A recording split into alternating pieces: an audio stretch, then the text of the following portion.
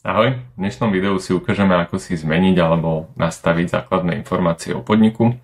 Takže do nastavení sa dostanem v ľavej navigácii, kliknem na nastavenia podniku a hneď tu vidím základné informácie. Môžem si tu pridať alebo zmeniť svoje logo, zmeniť si názov podniku, nastaviť si URL adresu, ktorá je jedinečná a budem ju mať iba ja. Funguje to podobne ako trebárs na Instagrame, čiže pod touto adresou vás budú všetci vedieť nájsť.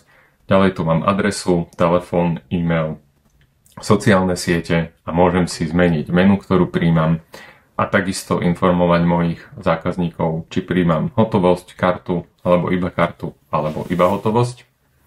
Takže tieto informácie sa potom prepisujú na mojej rezervačnej stránke, čiže keď vojdem do rezervačnej stránky, tuto vidím svoj náhľad a vidím tú adresu, ale nevidím tu nikde telefón a sociálne siete. Takže to jednoducho zmeníme tým, že si do sekcií pridám kontakt. A vidím, že kontakt už mám na svojej rezervačnej stránke. Keď sa do neho prekliknem, tak vidím aj adresu, aj telefón, aj e-mail, možnosti platby. Je to napísané, že beriem iba hotovosť. Dajme tomu, že si tam chcem pridať odkazy na Instagram. Tak si nájdem miesto, kde môžem vložiť Instagramový profil, uložím zmeny. A keď sa prekliknem do rezervačnej stránky a zase na kontakt, tak už vidím, že tu mám pekný odkaz s ikonkou na Instagram.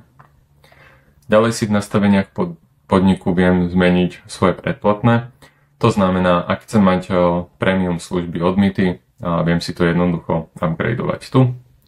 Takisto si tu viem aktivovať SMS notifikácie, ak chcem okrem e-mailov posielať zákazníkom aj SMS-ky. Toto je možné len na prémiovom pláne.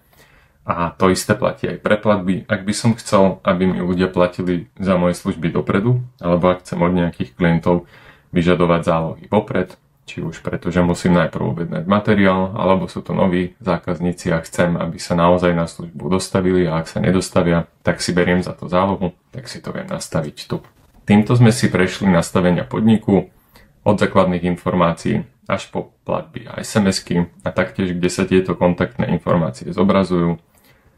Niektoré sú priamo v hlavičke stránky ako adresa, názov a logo a ďalšie sú v sekcii kontakt, ktorú si do rezervačnej stránky musím pridať. Ak by som chcel čokoľvek upraviť, viem rýchlo kliknúť aj na upraviť a to ma preklikne automaticky do nastavenia podniku. Ďakujem a ako v každom videu, ak by ste mali hociaké otázky, neváhajte nám napísať či už na support alebo priamo na e-mail. Ďakujem a pekný deň.